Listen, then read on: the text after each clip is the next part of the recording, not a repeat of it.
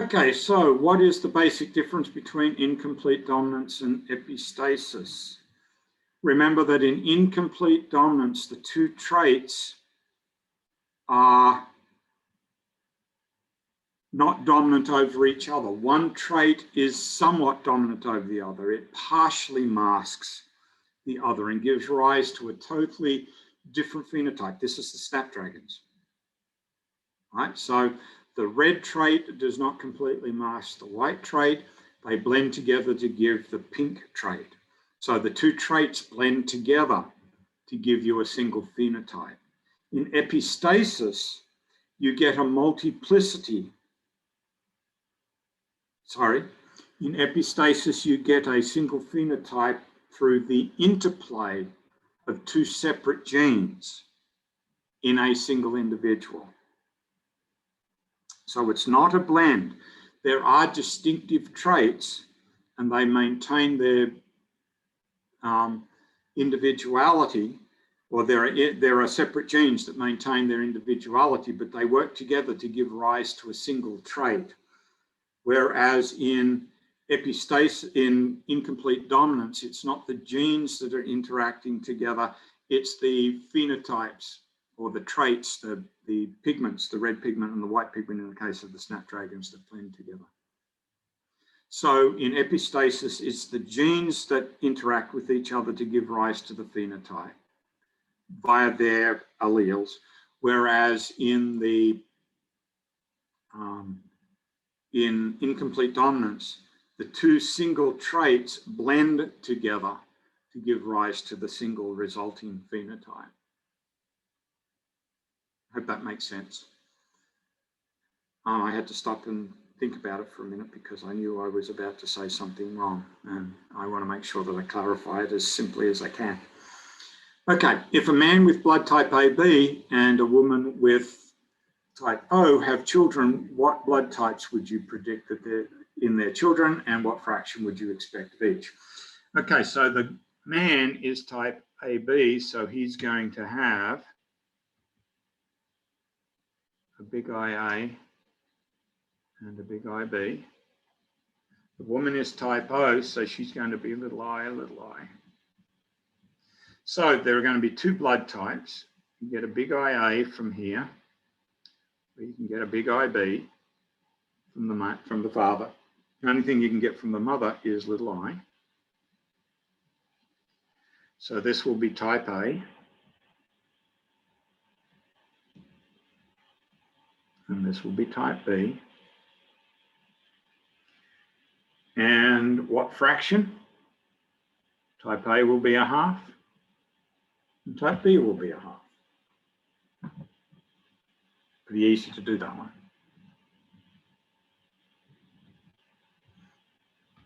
So one of the issues that we have in thinking about Mendelian genetics and looking at human inheritance patterns is that it's very difficult to do defined breeding experiments in humans. In fact, we find that to be unethical. We don't dictate who can have children with who. That has been tried in some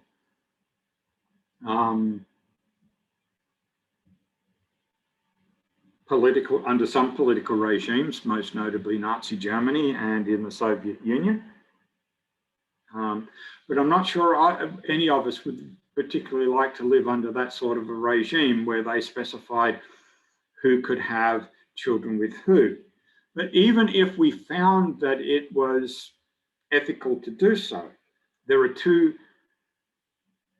fundamental problems with human reproduction. Number one, we have too long a generation time, somewhere around 20 to 25 years between one generation and the next. And we simply don't produce enough offspring to make or to have statistically valid data sets. Even when people had large families, those large families would be between 6 and 8 children. Very rarely did people have families larger than that, and part of the reason for doing that was simply because so many children died before they reached the age of 1. It was very unusual for children to survive long enough to even reach age of 1, let alone reach adulthood. These days, with better medical care and better medical outcomes, most families are between 2 and 3 children. It is very unusual to have families much larger than that. In fact, a lot of families are even smaller than that, either no children or 1 child. So we don't reproduce in large enough numbers to produce statistically valid data. Yet we still are able to talk about human inheritance patterns. And the way we do that is via pedigree analysis. We create pedigrees, family pedigrees, or pedigree trees, and we can lay out on these trees the occurrence of particular conditions that we might be interested in, who has them, and how they appear in subsequent generations. And that allows us to get a handle on what sort of inheritance pattern we're seeing. Are they being inherited in a dominant fashion? Are they being inherited in a recessive fashion? And you really only need about 3 generations worth of data to be able to build a valid pedigree tree for a family. So if you are interested in doing this for your family, you need the phenotype data for you and your brothers and sisters for the trait that you're looking at. You need your parents and aunts and uncles, and you need your grandparents. If you can get great-grandparent information as well, even better, because the more data you have, the more precise your tree can be. So here we have a tree for 2 sisters from the same family, looking at 2 different phenotypes. And there's a different diagram, but it's basically the same idea in the textbook. They've just changed out the diagrams as they've moved on to a new edition. But it's the same idea. So here we have widow's peak versus straight hairline. Widow's peak, is it dominant or recessive? Well, it has to be dominant, because any individual who is big W, irrespective of what else they have, has a widow's peak. But you have to be homozygous recessive to show the straight hairline, and you can see the inheritance pattern through here, and it allows you to lay it out. On the other hand, if you look at earlobes, and here we're looking at the pinna, that's the external part of the ear, and we're looking at the base of the earlobe, this little flap at the bottom, is it continuously attached to the side of the head, or is the end of it free? Free earlobes are dominant, attached to recessive, and again, same sisters, different phenotype, different inheritance patterns amongst the individuals in the family. These are the same family members, obviously different inheritance pattern. But it's in understanding the inheritance patterns that we see in these pedigree trees that allows us to identify individuals who are likely to have the alleles for the trait that we're looking for. And from that, we can start to identify what sort of inheritance patterns it is. And in more recent years, over the last 50 years or so, be able to start to try and identify what genes might be involved, and specifically what alleles of those genes might be involved. It's a lot easier now with the Human Genome Project, which we've had the results of since the 1990s. But prior to that, we could still tease out some of this information, and through some very difficult analyses, finally identify the genes and ultimately look at the mutations that were involved. These days, it's much easier to do with sequencing machines, and being able to do a complete human genome sequence in about 2 or 3 days for less than a couple of $100. It's changed how we access genetic information completely. So we can look at different types of disorders, but basically it comes down to, are they inherited in a recessive fashion, or are they inherited in a dominant fashion? So if they are inherited in a recessive fashion, we need to define a new individual, the carrier. A carrier is an individual who shows the dominant trait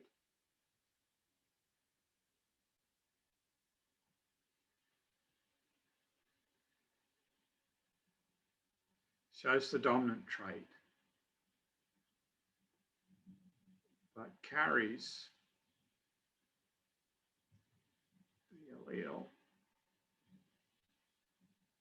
for the recessive trait.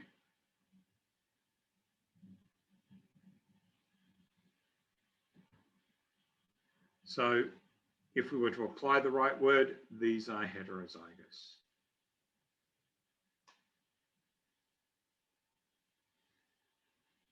And a couple who are both carriers have a 1 in 4 chance of having a child with the particular condition. So here is an example of a condition that is recessively inherited. This is albinism. So the allele for albinism is given as little a. The normal body pigment is big A. These parents are heterozygous, so they're both carriers.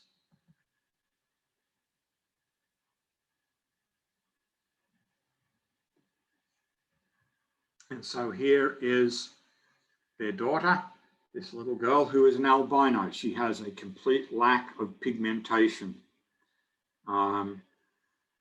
because the albinism allele blocks the production of pigmentation. And so the normally pigmented daughter probably sits in one of these. If we were to look at statistics, statistically, she's more likely to be a carrier than not, but that doesn't necessarily mean that she is. What is interesting here is that the chance of the first daughter being an albino, 1 in 4, is just the same as the probability of the second daughter being albino, 1 in 4, because having each child resets the probabilities back to square one, back to the original Punnett square. So this daughter, yes, she's 1 in 4 of the possibilities. She happens to be one of these 3. The fact that she is normal pigmentation does not increase or decrease the chance of this second daughter being an albino. The chances remain the same from one child to the next. So if, for instance, I was to say a couple have 3 normal pigmented children, what are the chances of their daughter being an albino? It's 1 in 4. It doesn't change. If I flip that around and said,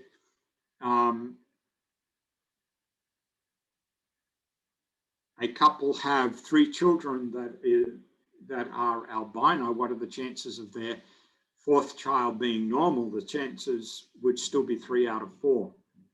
Or what would the chances of their 4th daughter being albino? Would still be 1 out of 4. Nothing changes as a consequence. Nothing changes. Every child is an independent event. All probabilities are still on the table. So here we look at cystic fibrosis in a little bit more detail. This traces to individuals from Northern Europe, but we think that the allele actually arose possibly in Northern India or in what is now Bangladesh, because having this allele in those locations provides some resistance to the effect of the cholera bacterium, because the protein that is involved in cystic fibrosis is actually used by the cholera bacterium to draw water out of the body, and it leads to diarrhea, and you actually die of dehydration in response to the presence of cholera bacteria. This channel, which is a chloride channel protein, is mutated, and it changes the behavior of water across the behavior of osmosis of water across the cell membranes. But it has an unfortunate secondary effect in that it leads to the buildup of mucus, particularly in the lungs.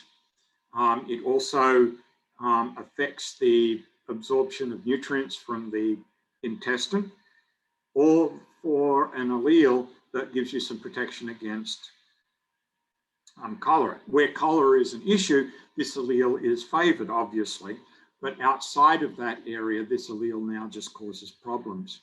And so for people who trace their ethnic origin to Northern Europe, there is a reasonable chance of you being a carrier of the allele, about 1 in 25, and you have about a 1 in 2,500 chance of having cystic fibrosis if you are of that ethnic origin.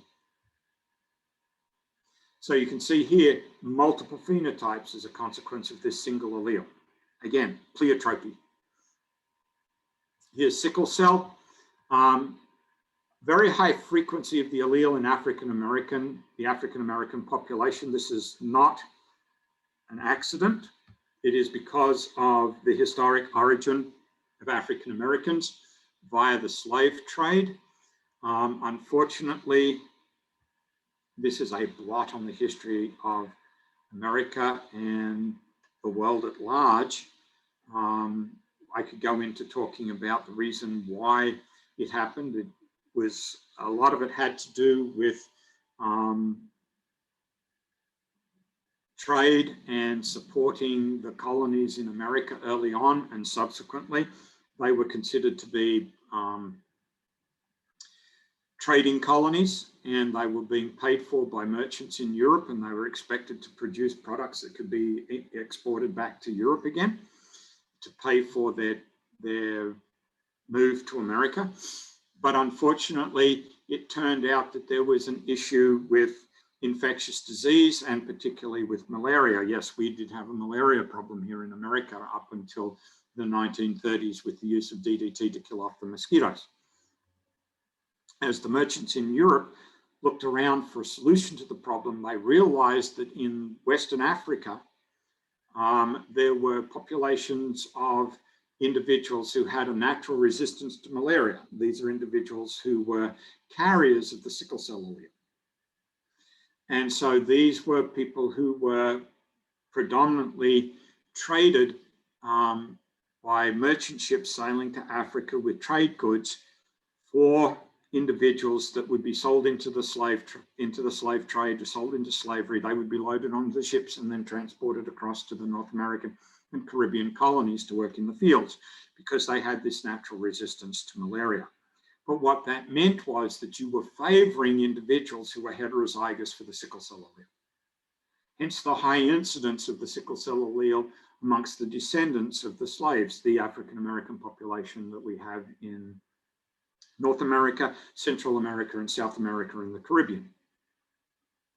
And that has led to a fairly high incidence of sickle cell disease individuals who are homozygous for the allele in those populations. It is unfortunately not an accident. It was a conscious decision on the part of the merchants. They could load up the ships with trade goods, sail to Africa, trade the goods for slaves. Then the slaves were carried across the Atlantic and were sold, and the profits used to buy the trade goods, the sugar, the cotton, tobacco, and so forth, that were then transported to Europe, where they were sold for a profit, and profits were made by the merchants all along the way through that triangle. The big losers obviously were the people in West Africa who were being sold into slavery as part of the triangle. And here you can see some of the short list of the phenotypes that are associated with it. I went into a greater list earlier. And this whole notion of having resistance to the malaria parasite, this is a recognized evolutionary benefit. We call it the heterozygous advantage, where having a single copy of the sickle cell allele means that you make some of the misfolded beta globin, but having a normal copy of the hemoglobin, the allele, also means that you make sufficient normally folded protein that you don't have the full effect or see the full effect of the sickle cell allele. And this provides you with protection against the malaria parasite, because it will only attack normal red blood cells, your red blood cells with the presence of the misfolded hemoglobin take on a slightly altered shape, which prevents the malaria parasite from attacking them. So you have the advantage of not having all the side effects of sickle cell, but you have the advantage of being protected against malaria because you have the sickle cell allele. That's what we mean by the heterozygous advantage, and it's a recognized evolutionary advantage. And that's the reason why the allele arose in West Africa. We also find it in a couple of, or a similar sort of mutation in a couple of other locations in the malaria belt that circles the globe. One of those is found in southern Nepal and northern India. Another is found around the eastern edge of the Mediterranean. And this is the reason why we believe that the cystic fibrosis allele arose in the Indus Valley in northern India and what is now Bangladesh because of its association with cholera. And we know that cholera originated in that area, or the cholera bacteria emerged from that area, and that's why we think the allele came from that area as well. So these alleles did have benefits in the areas where they originated, but once they move out of the area where they originated, as populations take those alleles to other locations where there's no advantage, now they become a real disadvantage. And that's what we see with both cystic fibrosis and with sickle cell allele. And we could also look at Tay-Sachs disease and a number of other genetically determined conditions that may have been beneficial where the alleles originated, but now that people have migrated to other locations and brought those alleles with them, they are at a distinct disadvantage. So this just walks you through what I've already described about sickle cell. There's also an explanation here of why we discourage people who are closely related from marrying and having children. Charles Darwin actually felt really guilty about this because he married one of his first cousins. He always blamed that on the fact that some of his children had developmental issues, and a couple of them died very young of disease. We're not entirely sure whether that was actually the case, because many of Darwin's children and his grandchildren and great-grandchildren that are alive today, his great-grandchildren at least, have been very successful, been politicians, doctors, researchers. So it may not necessarily have been as bad as he thought it was going to be, but nonetheless, he felt really guilty about it. So we have this notion of kissing cousins. These are first cousins that often marry to have in some cultures, and whether that's a good thing or not, you can I'll leave that up to you.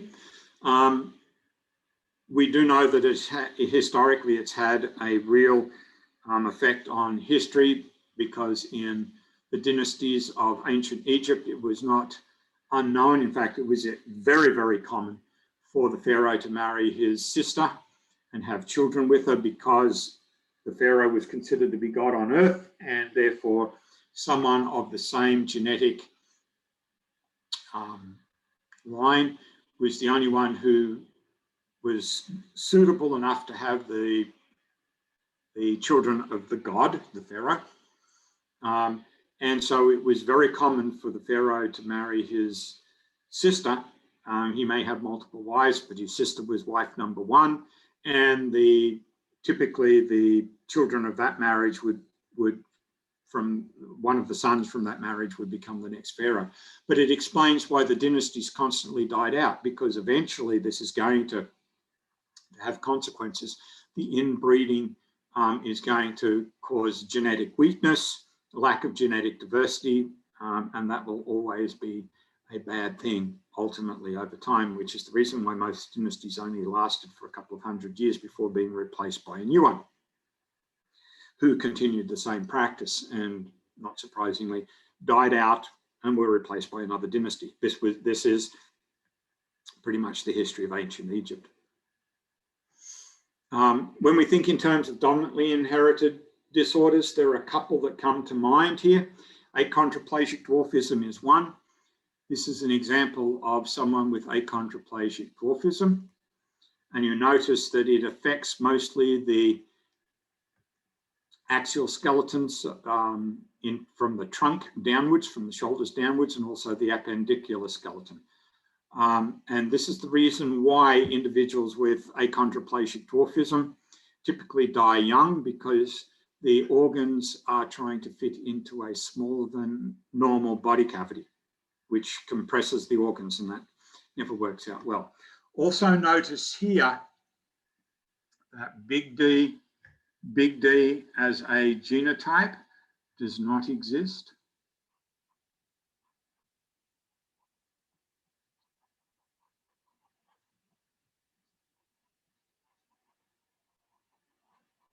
And that's because the big D combination is fatal to the embryo. So it is lost early in pregnancy, usually via a miscarriage, or what they refer to in medicine as a spontaneous abortion. Again, it's nature's way of eliminating embryos that have no chance of surviving outside of the uterus. And a big D combination could not do that. So the other question is, could normal height children be a product of dwarfs? And the answer, achondroplasic dwarfs, and the answer, of course, is absolutely. You can see that from the Punnett square. But what this also illustrates again is this notion that the recessive trait does not necessarily have to be the least frequent.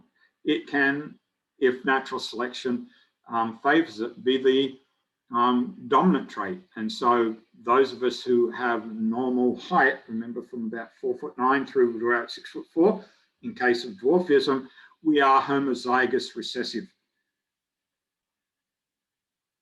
And the vast majority of the human population are homozygous recessive as far as the dwarfism allele is concerned. The other one that's mentioned here is Huntington's disease. This is a neurodegenerative disease. Unfortunately, the phenotype does not appear until you're in your early to mid 30s, going on to your 40s, and it is always fatal. And the problem with this is, of course, that by the time you are in your mid to late 30s, going on into your 40s, you've already had children. And up until about 20 years ago, there was no way of telling whether you possessed the allele for Huntington's or not. And remember, you only needed one copy of the allele to develop Huntington's disease, because it is a dominant trait.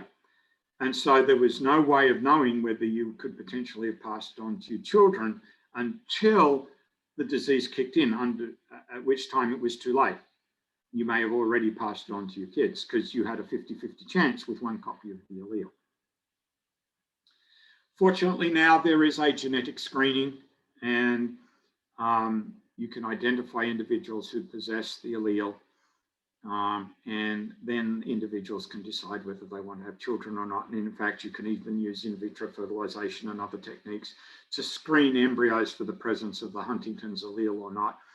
And if you're using IVF, you simply choose not to implant the embryos that possess the Huntington's allele. And so you can eliminate the possibility of having children with Huntington's disease, even if you have the allele yourself. And then, of course, we do have multifactorial diseases in humans, things like heart disease and cancer. Yes, there are alleles associated with it, genes. We talked about that when we talked about cancer some weeks back. The same is true of heart disease. These are lifestyle diseases, so the way you live your life, the things that you do, may give you or increase your chances of cancer, even if you don't have the genes for cancer. Likewise, if you have the genes for cancer, does not necessarily mean that you will develop the condition, because you can live a lifestyle that precludes the development of cancer, or at least offsets the effect of the genes. Likewise with heart disease. Just because you may have alleles that increase the level of cholesterol in your bloodstream doesn't necessarily mean you're going to develop heart disease and die of a heart attack or stroke, which is basically a heart attack in the brain, or the equivalent of a heart attack in the brain. Again, it's lifestyle. Lifestyle has a big part of it. So remember it again, it's nature via nurture. It's not just the genes that you possess, it's the environment that you place those genes, your lifestyle. So it is possible for people specifically trained in Mendelian genetics and statistics and other inheritance patterns to provide information to a couple on their chances of having a child with a particular condition, just at random or on the basis of the family history. These are genetic counselors. They have a very strong background in genetics and in the use of statistics and probabilities, and they have access to data on the frequency of conditions in human populations. They understand some other ideas that we don't talk about in this class, but we do in the General Biology 2 class. If you're planning on taking that, you'll learn some more about some ideas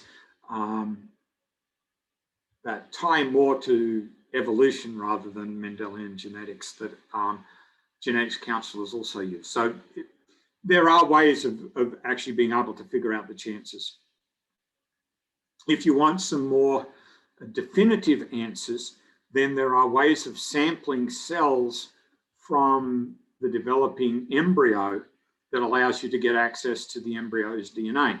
So one way is using something that you may have heard of called amniocentesis, where they stick a large needle into the amniotic sac and pull some fluid out of it.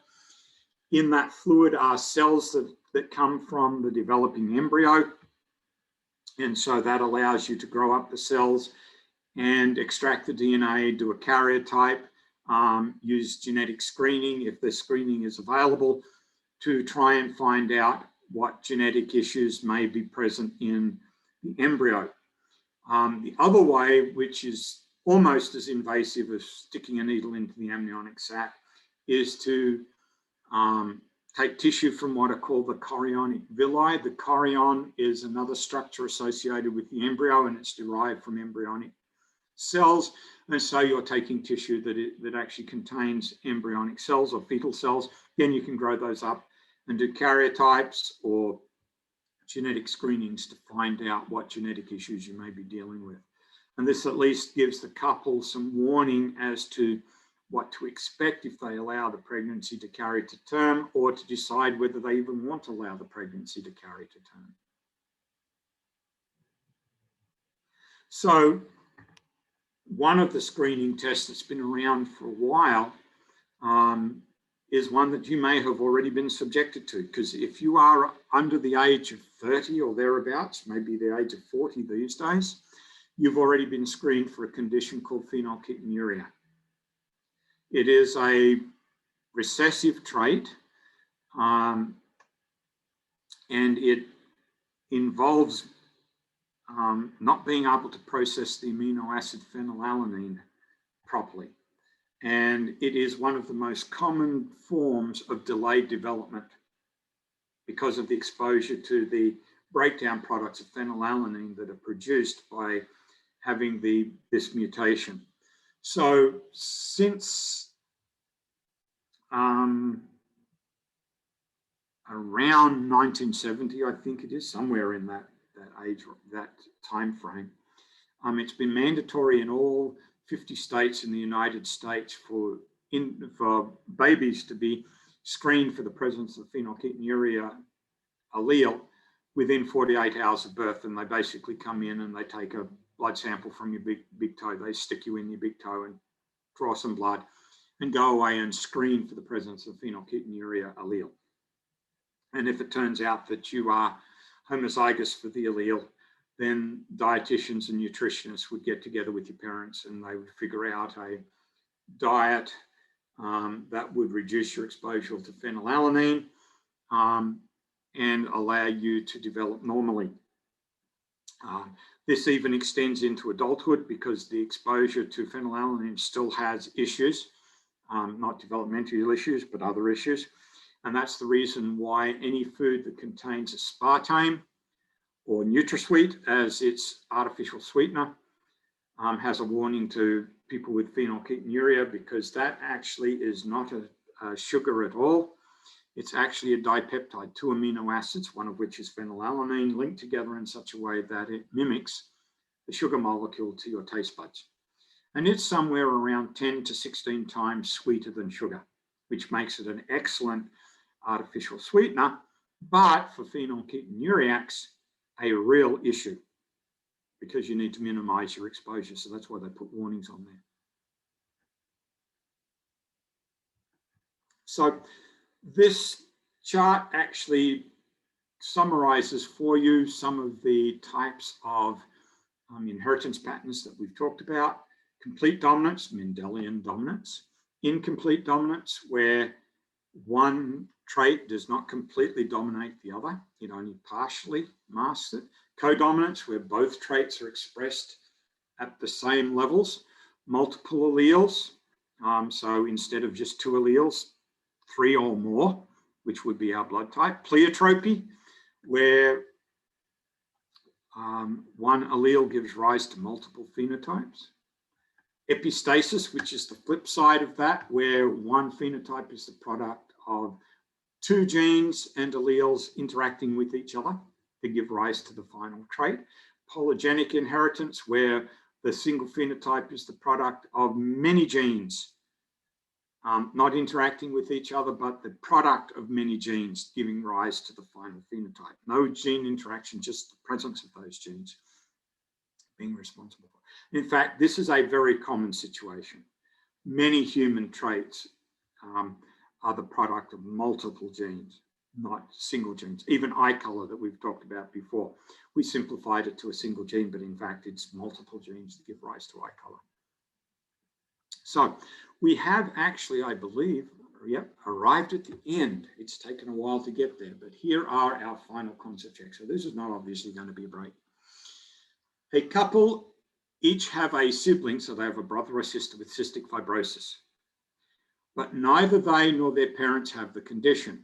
What is the probability that this couple could have a child with cystic fibrosis?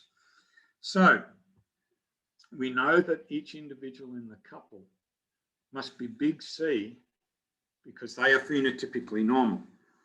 Their parents are phenotypically normal, but they had a brother and sister that were little c, which tells us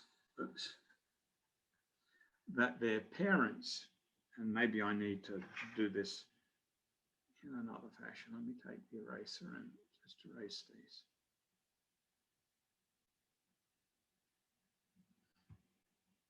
So here's the couple that we're interested in.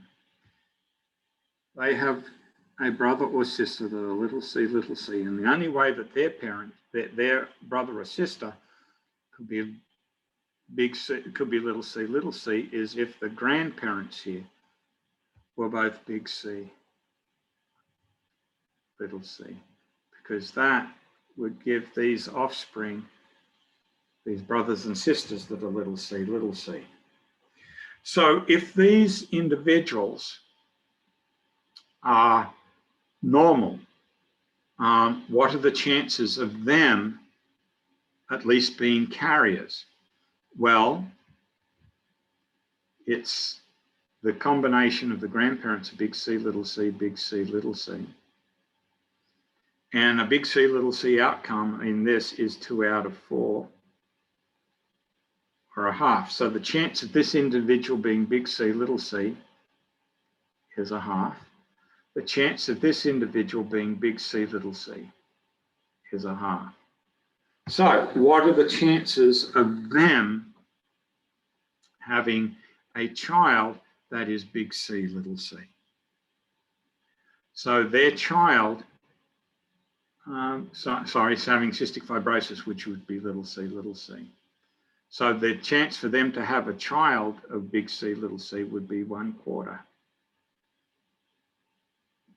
If they're big C, little c. So the chance of them being big C, little c is a half. I've got to remember the math behind this. Let me stop and think about this for a minute because I don't want to give you the wrong answer here.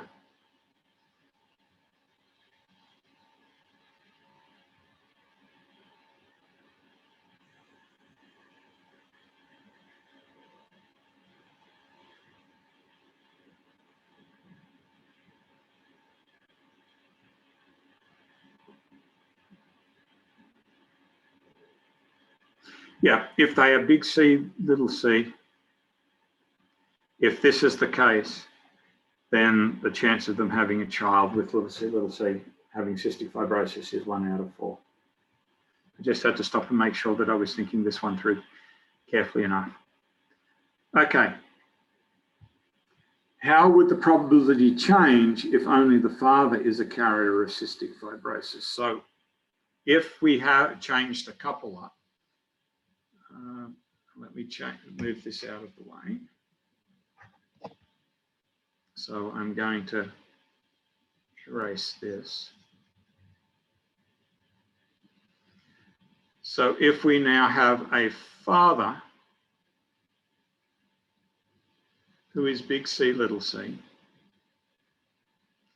but the mother is big C, then the chance of the child having cystic fibrosis is 0. Why? Because you can't, to have cystic fibrosis, you've got to be little c, And you cannot get little c from this combination. Both parents have to be little c in order to get a child with cystic fibrosis. But only one of the parents has the little c, so you can't get the little c combination. You can't have a child with cystic fibrosis, just not possible. Okay, this has been quite a long presentation, I realise that, but we are done. So, as always, you can watch these in small sections and work your way through it, or you can watch it in one long session, jumping from one section to the next through the concept check questions. It's up to you as how you choose to do it. But as always, if you have any concerns, questions, or comments about anything that I've covered here, by all means, come and see me during office hours. Let's get those clarified and sorted so that you understand how to solve these genetics problems, because you will be sorting some of these out in the upcoming exam. So until I see you for the next presentation, which will be more genetics, stepping even further away from Mendelian genetics, I'll see you. I'll see you around. Bye for now.